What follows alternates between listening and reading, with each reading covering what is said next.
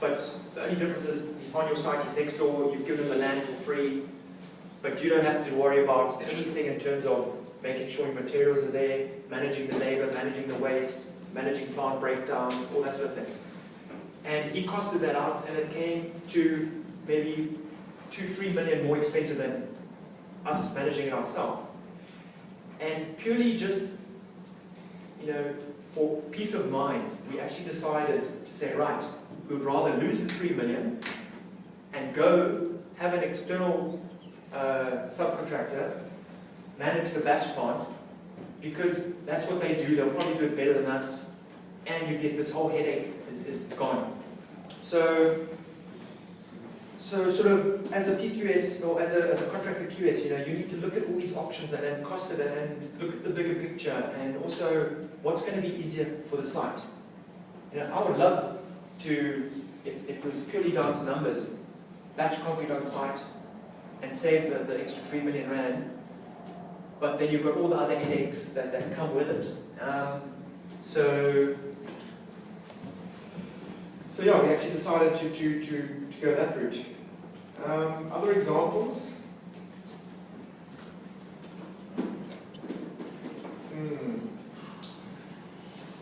Not such an exciting one is formwork. There's a couple of ways of looking at formwork, and the way the industry seems to be going is a supply and fix route. So in the old days, let's say, back in the day, in the old days, all contractors used to have their own formwork and then and have their own labor. And that's how the formwork would work. And you would be responsible for managing all of the formwork materials and all of the labor, and made sure that they were productive and erected enough squares per week to cover, to make sure it ties up to your allowable. Then as it progressed, it went we still kept our own formwork, but we went to external subcontractors for labor-only rates. So we had more cost certainty. So it might be a little bit more expensive, but at least you know you're going to pay 22 rand per square meter for labor, rather than having the labor yourself. If they're unproductive, you might pay 40 rand a square meter. You might end up at that. So it went to that stage. Then it evolved a little bit more, and we became even lazier, and we got rid of all of our own formwork internally. And we started hiring formwork externally. You've got the Formscats, you've got the Perrys, you've got the Dokers, all of those guys who supply this lovely, super expensive formwork. And yeah, it's always a tough aspect of it. And now the final stage, which seems to be the norm almost, but you pay a premium, but it's peace of mind and it's ease and it's cost certainty that you're looking at. Where now, pretty much since the stadium was the last time that we did a job where we got the formwork and then we had a labor-only subcontractor at fixed rates to erect it. So if that formwork isn't productive enough, that's our baby, and we start losing money, and we did. It's a horrible evil that we try to move away from. It takes a lot of management to make sure formwork gets turned over and gets the production rates that are priced. Yeah, what you were talking about now about the formwork, I think, I'm not too sure if it was Farin that mentioned this, guys, but with regards to the stadium, the formwork issue was that the smooth formwork, the quality wasn't of a high enough standard to that. People stoning the high accuracy. That was actually even another aspect of it. At the stadium, we had, it was Class 1 special, Class 1 smooth, special. Now, we've never ever, since then, or even before then, had another job, unless you do civils, had a Class 1, degree accuracy 1, smooth, special. Usually it's degree accuracy 1 or 2, which not too much of a problem. Obviously, progressing one is quite hard, but it's always smooth. You know, very rarely do you get rough these days. I think it's actually a PQS mentality where they just bang in a smooth description. I think they use it the last job. They don't even ask the client. We've got a job now where it's a hospital that we're building, and the whole job is measured degree accuracy to smooth. And we went through the tender process. We were lowest. We get called in, and the client had some budget problems. And he says, "Oh, can't you help us here and there?" And we said, "Well, here's one. Why are you measuring class degree accuracy too smooth? When it's a hospital, every single wall that you have is getting plastered and painted. Every single soffit that you have is getting ceilings. I mean, you know, hospitals have about 1.2 meters worth of services. You know, you've got the gas, you've got all this complex stuff. Why do you want smooth? Go degree accuracy to rough, and you can get 800,000 Rand. You know? So, just coming back to that, is the stadium, we had degree accuracy 1 smooth special. So, we lost money in 2 aspects. Firstly, we did our normal formwork, and we didn't get the cycle times that we wanted on the formwork. So, obviously, we've got a higher rate from the formwork company. We purchase certain amounts, but if you don't get this cycle times, then you need more formwork than you had intended. So we have to bring on more formwork so we can do more decks, otherwise we start falling behind program. And that's where we suffered then. What you're talking about is, once you strip the formwork, it was really the interpretation of smooth special. And yes, you know, obviously when you're doing a tender, you're trying to be competitive and that, and we didn't foresee the extent that they had in their mind of smooth special. And we ended up rubbing down every single square meter of that stadium with these rubbing bricks. And I think Sika all flew to France and Germany and stuff on their bonuses that year, because we spent so much money on Sika, you know, patching every single, and the architects were ruthless. If anything was slightly out of degree accuracy 1, even if it's 20 meters up on those big pylons and you can't see it, chop it out and Sika, you know. They were very strict. And you know, I can see it was a 2010 project, and you know, it was in the spotlight. So that was something, and actually we talked about relationships. That was something, a decision that was made by our sort of senior management to say, right, there is the client's perception, the client's and architect's perception of Special 1 Smooth. We've got a very different perception. You know, nowhere does it describe rubbing down on that. We've got 2 choices here. Either we can fight about it and say, guys, you show me where it describes this finish, or where on another project that you know, was it properly described in the formwork. You know, for me, I would simply create a new item, rubbing down concrete with thing. Because formwork doesn't necessarily say that you have to rub it down afterwards and patch it, and it has to be all the same color. You know, concrete is a thing. But that's what they wanted. So it was a decision to say, listen, do we take a knock here and make the client happy and keep the relationships?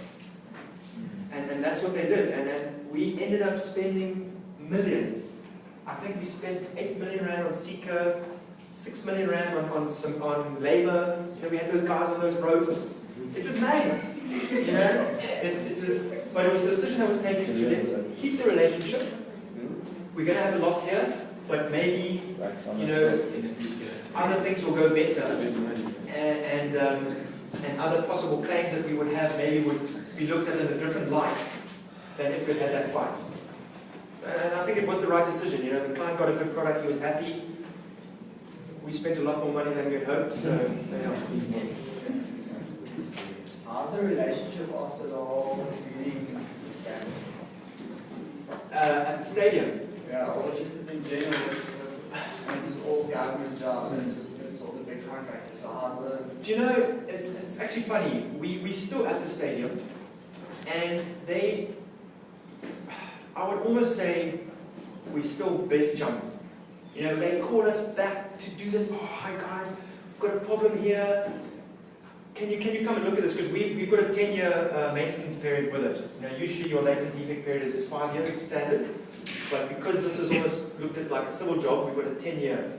So we're going to be there for the next. And there's so many little extras, but I mean, sort of big extras, 3 million rand here, 2 million rand here, that they ask us to look at. We come, we do it, and they pay us, and then things are still pretty, yeah, it's funny. We read an article the other day about how the city of Cape Town is preparing and they've actually got a budget. They've got a 3 million rand budget for legal fees to prepare a case against the contractors for the stadium. So we read this article, I guess that's quite a big budget, 3.5 million for legal fees. And then, and it mentions the guys' names, but these are the exact guys that we're dealing with, and they ask us to come back and fix that, and do this, and that's so it's a bit of, what do you believe? Do you believe the press, or do you believe? So, at the stadium, I mean, we've got a lot of requests, obviously, from the Competition Commission back. This must have been 2 years ago, when this whole investigation started, and we were asked for certain documents, and it sort of got more and more detailed. Sort of, as a tender's prepared, you've got your final cover sheet, and then it talks to the bill of quantum, which talks to the subcontractor quotes, and all of that. So they started asking us for the information. We sent it all to them, and down to the subcontractor quotes. But yeah, government jobs. To tell you the truth, we don't actually do that many government jobs. We stick mainly to the private sector. And not because we don't like working for government, but I think mainly government jobs are more civils at the moment. There's not many big government building jobs. So it's more civils, like the roads guys, and our roads division works for them all the time. In terms of building, what was the last government job we tendered on? Yeah, we feel that the government tenders, one of the reasons we try to stay away from it as well is we feel it's not so clear and cut. We tendered on a government job 3 years ago, and we had done the first phase, and it went brilliantly, and the client loved us, and the professional loved us, and we had a brilliant relationship, and it was working in a live existing building, and we had the management team we had there was very, very people orientated and aware, and really did a good job. Then the phase 2 came out, phase 2 for tender, and we knew this building like the back of our hand, and we put a lot of effort into this job, and they priced on. The project gets awarded on BEE, price, and functionality. So your functionality is how well you understand the job, your methodology, which people you're going to put on it, their experience, that sort of thing, your track record on that, and your references. So the tender goes in, and we are second lowest. We get recommended by the professional team and the architects and the QSs and everyone. We recommend it.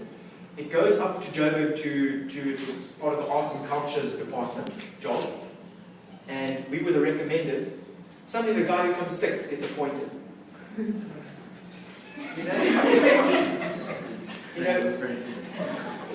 So I think after that we've almost not given up, but there aren't that many, and just it's just not. What do? Do you kick up a big storm and say no, why? Show me how. And we just left it. We said, "That's not you guys. See what you want." So relationships. So it's an unfortunate thing. But yeah, we don't really know how government feels as such. We don't work with them that closely, that often. But the ones that we do, we don't think we've got any bad relationships. What I picked up about what you said earlier is that our jobs as quantity surveyors, whether we, mainly in the contractors, quantity surveyors, that level, it evolves over time, so you you start with like a machine, I would say, and then you like batch numbers.